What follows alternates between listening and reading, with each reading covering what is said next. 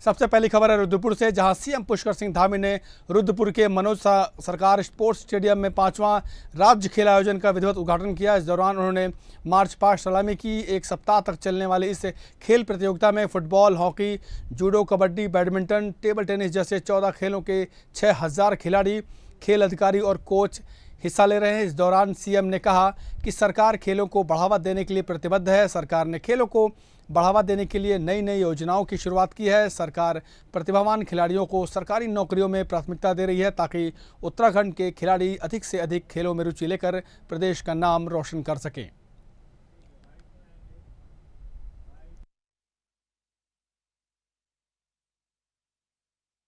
ये जिस प्रकार से आज यहाँ पर खेलों का शुभारंभ हो रहा है और खेल की दृष्टि से लगातार आयोजन हो रहे हैं, ये हमारे जो राष्ट्रीय खेल हैं उन राष्ट्रीय खेलों की भी अच्छी तैयारी होगी और उसके लिए भी एक अच्छा फील्ड बनेगा। हमारी जो यहाँ की प्रतिभाएं हैं उनको अभी से तैयारी करने का और अच्छा मौका मिलेगा। उनको अपनी प्रतिभाओं का प्रदर्शन करने का मौका मिलेगा।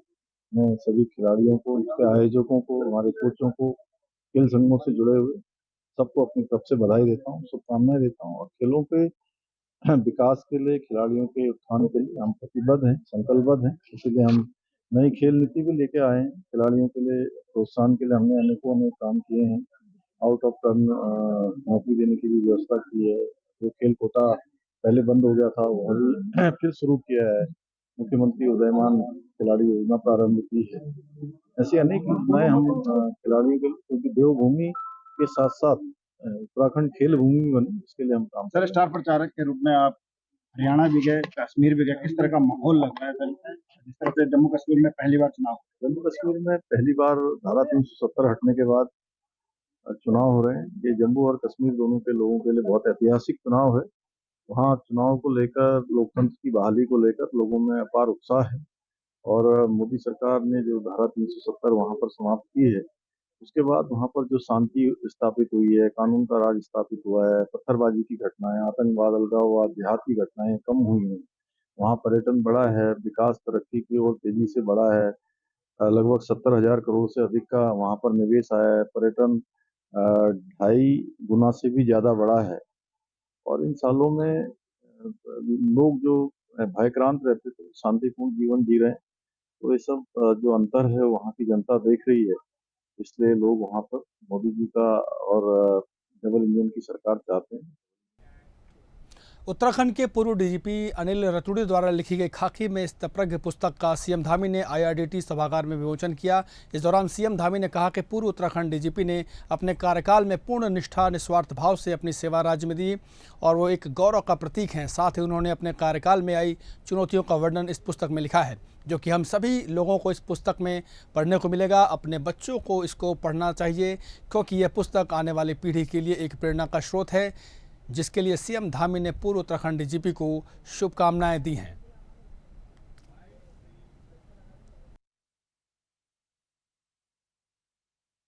पूर्व महानिदेशक उत्तराखंड पुलिस के श्री अनिल रतूड़ी जी की आज पुस्तक खाकी में स्थित प्रज्ञ, उसका आज ये विमोचन था। और वो ऐसे अधिकारी रहे हैं जिन्होंने पूरे जीवन भर अपनी जीवटता से काम किया है, अपने कर्तव्य को निभाया है, हर मुश्किल और कठिन चुनौती का सामना किया है। वो सारे अनुभव उस पुस्तक में हैं और निश्चित रूप से पुस्तक और हमारे दोनों दंपति अनिल जी और राधा जी, हमारे सभी अधिकारी वर्ग के लिए एक मिसाल के रूप में उनका जीवन है, सादगी है। ये पुस्तक बहुत। रुड़की कॉलेज ऑफ इंजीनियरिंग के दीक्षांत समारोह का राज्यपाल ने शुभारंभ किया। इस दौरान राज्यपाल retired lieutenant general Gurmeet Singh ने कहा कि कोर विश्वविद्यालय राष्ट्र निर्माण में अहम भूमिका निभा रही है। उन्होंने कहा कि इस यूनिवर्सिटी के छात्र छात्राएं देश सेवा में लगे हुए हैं। समारोह में 615 छात्र छात्राओं को डिग्रियां प्रदान की गई हैं। आप देख सकते हैं, ये दीक्षांत समारोह कार्यक्रम है यूनिवर्सिटी में और 615 छात्र छात्राओं को डिग्रियां प्रदान की गई हैं।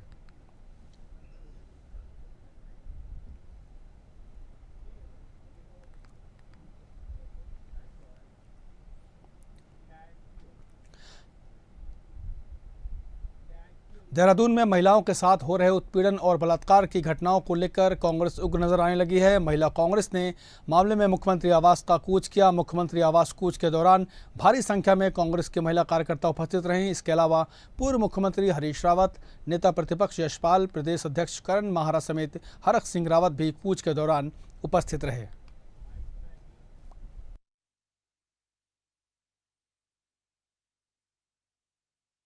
सब एक के बाद एक लालकुआ में, सांतरशाह में, रुद्रपुर में, कहाँ कहाँ का जिक्र करें। सल्ट में महिलाएं जो है जिस तरीके से उत्पीड़ित हो रही है, सामूहिक बलात्कार का शिकार हो रही है, उनकी हत्या हो रही है, उसके खिलाफ आक्रोश है पूरे राज्य के अंदर। वो आक्रोश आज महिला शक्ति के इस जमवाड़े के रूप में आज देहरादून की सड़कों पर निकल रहा है। वो सैलाब है उस गुस्से का। महिला अपराध की बात आती है, महिलाओं के अत्याचार की बात आती है, महिलाओं से दुराचार की बात आती है, वहाँ भारतीय जनता पार्टी के नेता का नाम आता है। क्योंकि भारतीय जनता पार्टी के जो सरकार है, जो शासन प्रशासन है, वो उनके इशारों पे नचा रहे हैं। उनको ये लगता है कि शासन प्रशासन। मसूरी में कांग्रेस कार्यकर्ताओं ने प्रदेश सरकार के खिलाफ मौन व्रत रखकर विरोध प्रदर्शन किया। कांग्रेस प्रदेश महामंत्री गोदावरी थापली और मसूरी शहर कांग्रेस अध्यक्ष अमित गुप्ता ने सरकार पर निशाना साधा है। उन्होंने कहा कि मसूरी विधायक कैबिनेट मंत्री गणेश जोशी भ्रष्टाचार में बुरी तरह से लिप्त हैं।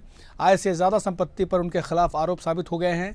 वहीं विजिलेंस ने मुख्यमंत्री से कैबिनेट मंत्री गणेश जोशी पर कार्रवाई करने के लिए अनुमति मांगी है, लेकिन मुख्यमंत्री अनुमति नहीं दे रहे हैं। उन्होंने कहा कि ऐसा लग रहा है कि मुख्यमंत्री और पूरी बीजेपी सरकार कैबिनेट मंत्री गणेश जोशी के साथ भ्रष्टाचार में लिप्त है। इसके साथ ही कई मुद्दों पर सरकार को जमकर उन्होंने घेरा है।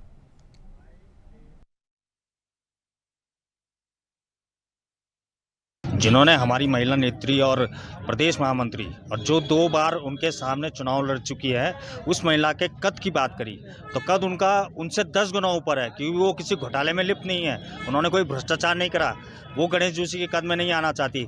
तो सर्वप्रथम तो मैं उनके इस बयान की निंदा करता हूँ और उनसे कहता हूँ कि वो अपने इस बयान को वापस लें और इसका खंडन करें।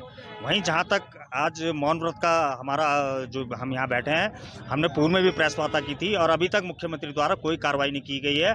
कांग्रेस निरंतर प्रदेश कांग्रेस कमेटी ने भी राज्यपाल को मिलकर इस परिप्रेक्ष्य में ज्ञापन दिया, लेकिन उसके बाद भी आज तक भी मुख्यमंत्री उस पर कोई कार्रवाई करने के लिए तैयार नहीं है। तो इसका मतलब मुख्यमंत्री और पूरी भाजपा सरकार कहीं ना कहीं लिप्त है। उद्यान विभाग का घोटाला, सैन्य धाम का घोटाला, आपका आय संपत्ति से ज़्यादा घोटाला, जो आय से अधिक संपत्ति जो अर्जित कर रखा उन्होंने, उसके विषय में जो कार्यपालिका के लिए जो विजिलेंस ने अनुमति मांग रखी, उनके ऊपर कार्रवाई करने की, जांच करने की नहीं, कार्रवाई, क्योंकि साबित हो चुका है उन्होंने भ्रष्टाचार किया है और आय से अधिक उन पे संपत्ति है। तो उसके लिए हम लोग ने यहाँ पर मौन धारण किया है और हमने कहा है कि माननीय मुख्यमंत्री जी से कि जो आपको विजिलेंस ने जो अनुमति मांग रखी है, आप क्यों नहीं कर रहे कार्रवाई। 8 तारीख तक वो बोल रहे हैं, 8 अक्टूबर तक हम उन्होंने टाइम दे रखा है कोर्ट ने, लेकिन उसका इंतज़ार क्यों कर रहे हैं। इसका मतलब आप उसमें लिपापोती कर रहे हैं। जिस तरह से जो उद्यान विभाग है, जो हमारे ये जो सैन्य धाम है, उसके केंद्रीय सड़क परिवहन राज्य मंत्री ने केंद्र सरकार के 100 दिन पूरे होने पर मीडिया से मुखातिब हुए। उन्होंने कहा केंद्र सरकार ने इन 100 दिनों में 15 लाख करोड़ के डेवलपमेंट के कार्य किए हैं। इसके अलावा केंद्रीय मंत्री ने बताया कि सड़क परिवहन विभाग में भी 1000 करोड़ रुपए का विकास कार्य हो रहे हैं। उत्तराखंड में सामरिक दृष्टि से कई राष्ट्रीय राजमार्गों के चौड़ीकरण और बाईपास के साथ ही टनल बाईपास बनाए जाने की बात भी कही है। इसके अलावा नैनीताल में कैंची धाम में टनल बाईपास और एलिवेटेड बाईपास बनाने के साथ ही राजमार्ग को 2 लाइन किए जाने के भविष्य में प्रस्ताव किए जाने का दावा किया गया है।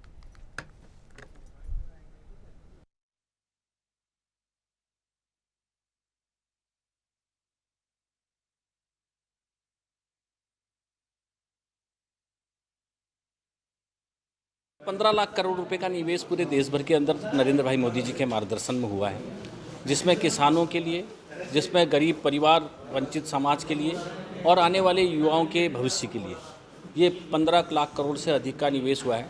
हमने पहले उसमें ही अभी किसान सम्मान के माध्यम से 20,000 करोड़ रुपये का हमने उस पर बजट जो दिया है वो दे चुके हैं। देश के अंदर इंफ्रास्ट्रक्चर, चाहे वो रेल मार्ग है, सड़क मार्ग है, चाहे हवाई मार्ग है, इन्हीं सभी चीज़ों के लिए इन्वेस्टमेंट शुरू करा है। नए प्लान की तैयारी कर रखी थी जो पिछले टाइम में, उस प्लान को इम्प्लीमेंट किया है और इसलिए बहुत सारा सफलतम काम पूरे देश भर के अंदर इन 100 दिनों के अंदर। नैनीताल दुग्ध संघ के अध्यक्ष मुकेश बोरा के फरार होने पर दुग्ध मंत्री सौरभ बहुगुणा का बयान सामने आया है। सौरभ बहुगुणा ने कहा कि सरकार ने पूरी तत्परता से कार्रवाई की है। महिला द्वारा जैसे ही दुग्ध संघ अध्यक्ष पर आरोप लगे उसके तत्काल बाद 24 घंटे के अंदर मुकदमा दर्ज किया गया है। पॉक्सो के तहत कार्रवाई की गई है। इसके अलावा उनके घर में मुनादी कार्रवाई की गई है और कल आरोपी के घर की कुर्की भी हुई है।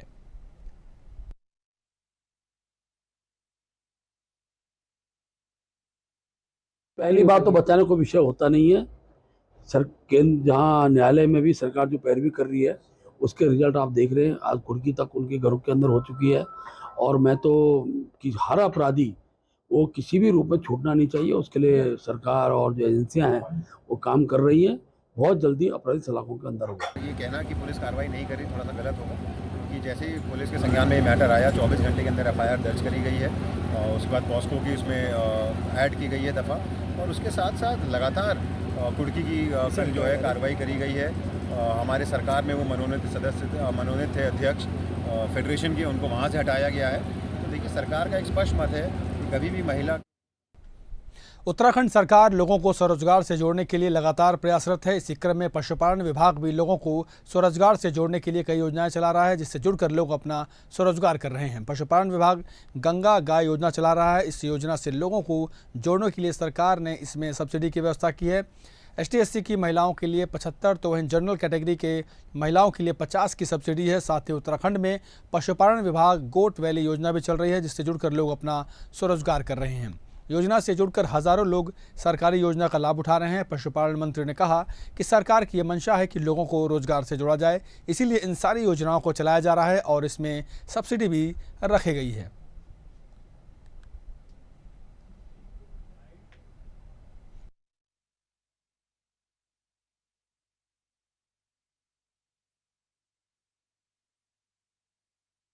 माननीय पुष्कर सिंह धामी जी के नेतृत्व में जिस तरीके से अच्छा काम हो रहा है, सरकार में मातृशक्ति को सशक्त किया जा रहा है, युवाओं को रोजगार से जोड़ा जा रहा है, केदारनाथ धाम की यात्रा को आगे बढ़ाने के लिए, और जिस तरीके से जो आपदा आई थी 31 जुलाई को 12,000 से ज़्यादा लोगों को वहाँ से निकाला गया, डेथ बहुत कम रही और लोगों को कॉम्पनसेशन भी दिए गए। लोगों को लगातार वहाँ पे जो टूट हुई थी रूट्स की, चाहे वो सोनप्रयाग से हमारे गौरीकुंड तक का हाईवे वॉश आउट हुआ, चाहे वो हमारा पैदल ट्रैक रूट और घोड़े खच्चरों वाला ट्रैक रूट 19 जगह पे बाधित।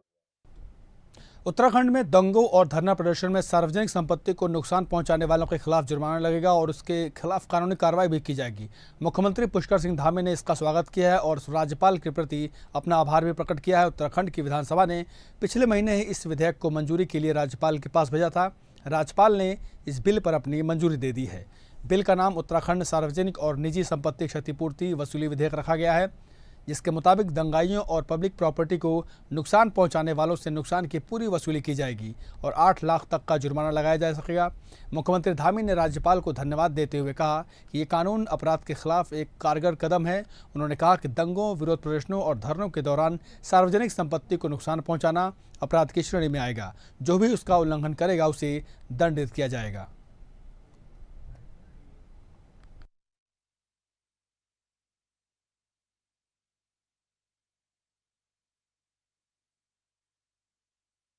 यहाँ पर दंगा है, उपद्रव है, आगजनी है, तोड़फोड़ है, इसका कोई स्थान नहीं है। कुछ एक समय पर पहले के समय में हुआ है कि कहीं पर लोगों ने इस प्रकार का प्रयास किया है, राज्य का जो माहौल है वो खराब करने का प्रयास किया है। इसलिए भविष्य में इस प्रकार की घटनाएं होना तो बहुत दूर की बात, कोई सोचे भी ना है। इसलिए दंगा रोधी कानून एक विधेयक के रूप में उसको मान्यता मिल गई है। राज्यपाल महोदय ने भी कल अपनी स्वीकृति उसमें प्रदान कर दी है और इसके लागू होने के बाद अब कभी भी कोई भी दंगा करेगा, तोड़फोड़ करेगा, आगजनी करेगा, सरकारी संपत्ति, निजी संपत्ति का नुकसान करेगा, तो उसके दंगे से होने वाले नुकसान की एक एक पाई की भरपाई उसी दंगा करने वाले से।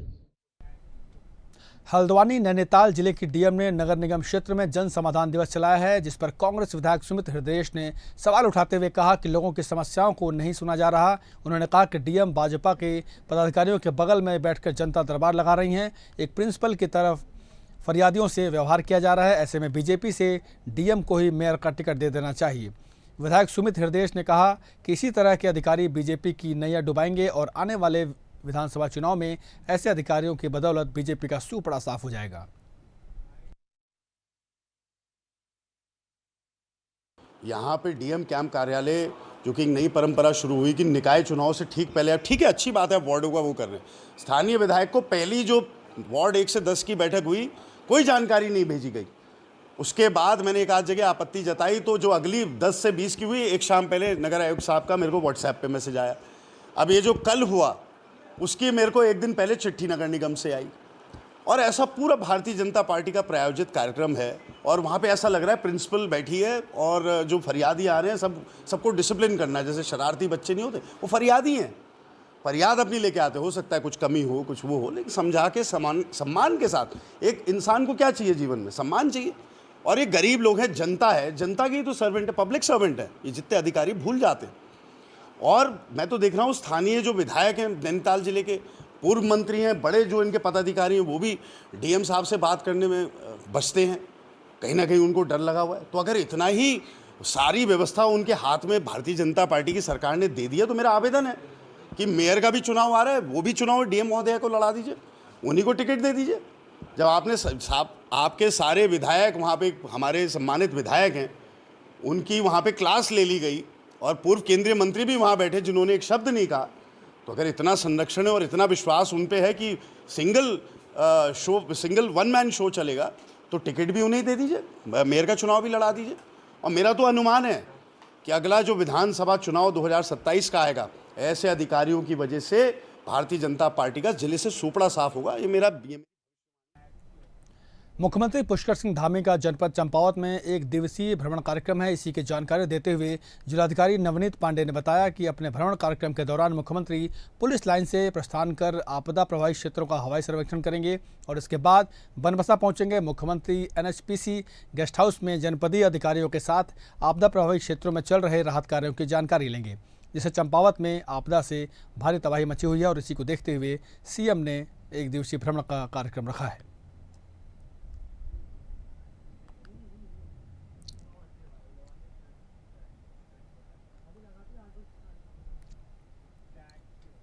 हल्द्वानी में कुमाऊं कमिश्नर एवं मुख्यमंत्री के सचिव दीपक रावत ने आपदा प्रभावित क्षेत्र का दौरा किया। उन्होंने क्षतिग्रस्त गौला पुल और अंतर्राष्ट्रीय स्टेडियम का अधिकारियों के साथ निरीक्षण किया। इस दौरान उन्होंने गौला पुल और स्टेडियम के नुकसान को बारीकी से देखा। उन्होंने अधिकारियों के साथ सुरक्षा के उपाय को लेकर चर्चा की। दीपक रावत ने बताया कि गौला पुल को हल्के वाहनों के लिए 20 दिन में खोल दिया जाएगा, जिसको लेकर निर्देश भी दिए गए हैं।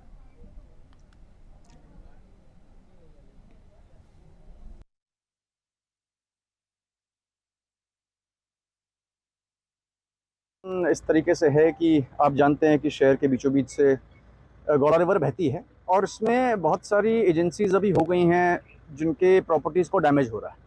इसमें एक NHAI है जिनके ब्रिज के अप्रोच को डैमेज हुआ है। PWD की जो सड़क है जो ब्रिज को जोड़ती है उसको भी डैमेज हुआ है। स्टेडियम के कुछ पोर्शन में मोर देन 300 मीटर्स की लंबाई में भी हमारी जो लैंड है वो बह गई है और ऊपर की तरफ भी कुछ नेचुरल स्पर्स बन गए, जिससे कि नदी का जो बोल्डर स्टेज में नदी रहती है इसका फ्लो अनसर्टेन रहता है। तो इन सब को देखते हुए दो चीज़ें चाहिए। एक तो क्योंकि यहाँ पे चुगान पहले से वन निगम करती है, तो वो चुगान भी जो हो तो उस तरीके से इसका सुपरविजन अभी हम जो करते हैं, चुगान एक तरीके से बहुत टेक्निकली उसको सुपरवाइज उस तरीके से नहीं किया जाता। तो इस बार मैं ये भी इसमें कुछ मैकेनिज्म यहाँ से या शासन स्तर से बनाएंगे जिसमें कि ये जो हो एक्चुअली यहाँ पे इसको हम चुगान कहते हैं, नदी का फ्लो बीच में रहना चाहिए। दूसरा, अभी PWD ने जो अपनी स्टडीज़ यहाँ से कराई हैं सॉइल की, वो पंतनगर से फ़िलहाल दी गई हैं, उनकी रिपोर्ट आनी बाकी है। इरिगेशन ने अपनी स्टडी यहाँ पे करा दी है। तो इसमें चंपावत के 2 दिवसीय दौरे पर पहुंचे मुख्य वन संरक्षक डॉक्टर धीरज पांडे ने जनपद में हो रहे विभिन्न विकास कार्यों का जायजा लिया। इस दौरान उन्होंने आदर्श चंपावत को लेकर वन विभाग की ओर से किस तरह बेहतर कार्य किया जा सकता है उसको लेकर संबंधित अधिकारियों के साथ बैठक कर आवश्यक दिशा निर्देश जारी किए हैं।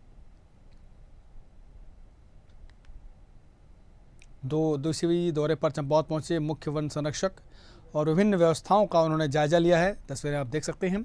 अधिकारियों के साथ बैठक कर जरूरी दिशा निर्देश दिए हैं। की जा सकती है। एक जो ड्रीम प्रोजेक्ट है वो जिम कॉर्बेट ट्रेल का है, उसकी आज मैंने समीक्षा भी करी है, PWD के अधिकारियों के और अन्य स्टेक होल्डर्स के साथ बात भी करी है, और किस प्रकार से इसकी DPR को जल्दी से जल्दी हम लोग गठन कर पाएँ और ये योजना धरातल पर उतर पाए, उस पर हमारा पूरा ध्यान केंद्रित रहेगा। उसके अलावा जो लोकल हितधारक हैं हमारे, जो होम स्टे के ओनर्स हैं, उनसे हमने बात करी है, जो स्थानीय युवा हैं जिन्होंने प्रशिक्षण प्राप्त किया है बर्ड वॉचिंग का, उनसे भी हमने चर्चा करी है। और हमारा प्रयास इस तरफ है कि किस प्रकार से आय के वैकल्पिक स्रोतों का सृजन इस योजना के माध्यम से हम लोग कर पाएँ, ताकि स्थानीय लोगों को रोज़गार सुलभ हो सके। तो होम स्टेज ओनर्स के साथ और बर्ड वॉचिंग और नेचर गाइड्स और हेरिटेज टूरिज़्म को किस प्रकार से हम लोग प्रमोट कर सकते हैं, इससे उस पर हमारा ध्यान केंद्रित है। और एक इंटीग्रेटेड वेबसाइट हम लोग इसकी बनाने जा रहे हैं, जिसके माध्यम से सारी सूचनाएं अंतर्राष्ट्रीय और राष्ट्रीय स्तर के जो टूरिस्ट हैं उनको उपलब्ध हो पाएंगी एक ही पटल पर, और जल्दी से जल्दी इसकी परिकल्पना साकार हो पाएगी, ऐसा मेरा मानना है। इसके बाद हम लोग फील्ड विजिट भी करेंगे और इन क्षेत्रों का विजिट भी किया जाए। रुड़की में नगर पंचायत ढढेरा के परिसीमन की मांग को लेकर लोगों का धरना आज भी जारी रहा, जहां समिति के सदस्यों ने जोरदार नारेबाजी करते हुए ज्वाइंट मजिस्ट्रेट कार्यालय पर प्रदर्शन किया। धरना स्थल पर बीजेपी नेता अशोक राणा ने कहा कि सरकार पूर्व सैनिकों को हल्के में ले रही है, जिससे किसी भी सूरत में बर्दाश्त नहीं किया जाएगा, जबकि वह सभी लोग बीजेपी के समर्थक हैं। उन्होंने चेतावनी दी कि अगर उनकी मांगों को पूरा नहीं किया गया तो निकाय चुनाव का बहिष्कार किया जाएगा। हमारी ये है कि जो हमारे नगर पंचायत के वार्ड बने वो सब समान होने चाहिए। जो रोड से इधर कॉलोनी वासी हैं इनके वार्ड 3-3 के कर दिए, 3-3 हज़ार के, और जो गांव की तरफ के वो 1200 कर दिए। ऐसा क्यों किया गया? भेदभाव किया गया। कहाँ नगर पंचायत से हुई? ये वार्ड मेंबर की घूमती हैं BLO, इन्होंने सब किया, और वहाँ के जो प्रतिनिधि थे जो बैठे थे वहाँ पे, उन्होंने से ये काम करवाया। तो जब तक परिसीमन नहीं होने का तब तक जारी था। करा रहे हैं, लेकिन जब हाथ में कोई चिट्ठी आया, आदेश हो, तभी तो माना जाए कि हाँ करा रहे हैं। बड़े अफसोस के साथ बोलना पड़ रहा है कि ढंढेरा नगर पंचायत जो नई नगर पंचायत बनी हुई है, उसमें जो परिसीमन किया गया वार्डों का और मतदाताओं को बड़े ही साजिश के तहत, और वो भी उस साजिश के तहत जिसमें सभी पूर्व सैनिक रहते हैं, वीर नारियाँ रहती हैं, उन समस्त कॉलोनियों को एक पक्षपातपूर्ण तरीके से उनका परिसीमन किया गया, और इससे अधिक पक्षपात की वार्डों में वोटरों में इतनी असमानता की गई कि एक वार्ड से दूसरे वार्ड में वोटरों में तिगुना अंतर है। अगर वार्ड नंबर 1 की बात करते हैं हम, तो वार्ड नंबर 1 में 3000 मतदाता हैं, वोटर हैं। वहीं वार्ड नंबर 12 में 1200 मतदाता हैं। कितना अंतर हो गया? कितना अंतर हो गया? वार्ड नंबर 11 में 3200 वोटर हैं। वार्ड नंबर 3 में कितने? 1200 वोटर हैं। कितना अंतर हो गया? तिगुना अंतर हो गया। तो हमारा ये कहना है कि जिन 3 वार्डों में टोटल 8500 वोटर हो गए 3 वार्डों में, और जो 8 वार्ड में उनमें कितने वोटर हो गए? केवल 10,000। तो ये कहाँ का न्याय है? उसको सही करने पुनः ढंढेरा नगर पंचायत का परिसीमन हो और सभी वार्डों में एक समान मतदाता हो। नंबर 1, 2, 8, 10 और 11 वार्ड, 1, 10 और 11 वार्ड के 2-2 जो है वार्ड बनाए जाए, 2, 3 और 4 कर एक वार्ड और बढ़ाया जाए, और 7 और 8 में जितने, क्योंकि 8वें वार्ड में भी 2200 मतदाता हैं। क्योंकि मुख्यमंत्री से लेकर जितने भी हमारे सांसद जी के पास भी हमने परसों लेटर दिया था, उन्होंने आश्वासन दिया है कि मैं चिट्ठी, उन्होंने हमें विशेष सूत्रों से सूचना मिली है कि उन्होंने अपनी चिट्ठी बना करके कल भेज दिया है। और कल आपने देखा होगा कि हम जिलाधिकारी हरिद्वार के पास भी किया था, उन्होंने हमें आश्वासन दिया है कि नहीं, अगर अमिताएँ हुई हैं तो इनको दूर करने के लिए मैं अपनी तरफ से जो भी शासनादेश है या जो भी चिट्ठी है, मैं मुख्यमंत्री सचिव को लिखा। मैं आंदोलनकारी नहीं हूँ, मैं तो एक पूर्व सैनिक हूँ और हमने देश की सेवा की है, लेकिन अपने हकों की लड़ाई लड़ने का भी हमारा ये प्रयत्न है। इसमें देखो कोई बड़ी चीज़ नहीं है। ये ढंढेरा नगर पंचायत 23,000 की जनगणना के अनुसार से 11 वार्ड हुए थे। एक वार्ड में 2000 वोटर होने चाहिए। मैंने शासन से पता किया, उन्होंने 10% का आश्वासन दिया है कि 2200 और 1800 का हो सकता है। ये सांसद जी ने मेरे सामने बात कही, सचिव से फ़ोन किया था, लेकिन ये कुछ मुझे ऐसे लग रहा है, जो मुझे एहसास हो रहा है कि जो यहाँ के जनप्रतिनिधि थे उन्होंने अपने प्रतिनिधित्व को ज़्यादा करने के लिए, अपनी पावर ज़्यादा बनाने के लिए अपने वार्ड 1200 और 1300 और 1400 के किए हैं। और जो हमारा समाज है, मैं विशेष का कहता हूँ, जो ये कॉलोनियों वाले हैं उनके वार्ड उन्होंने 1 नंबर किया है 3202 वार्ड का, और 10 नंबर किया है तकरीबन 3000 का, और 11 नंबर है 3150 का। इसमें अभी वोटर 100 वोटर बढ़े हुए हैं जो हमने पिछले। तो उत्तराखंड के इस खास बुलेटिन में इतना ही, लेकिन खबरों की तमाम अपडेट के लिए आप देखते रहिए इंडिया हेड, क्योंकि यहाँ पर खबरों का सिलसिला कभी नहीं थमता। नमस्कार।